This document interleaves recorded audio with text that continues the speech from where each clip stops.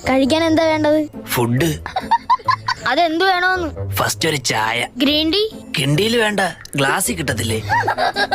കിണ്ടി അല്ല, green tea ആണോ നോർമൽ ചായ ആണോന്ന്? നോർമൽ. പാലേത് വേണം? ഒട്ടകത്തിന്റെ കിട്ടും. അതില്ല. പിന്നെ എന്തുണ്ട്?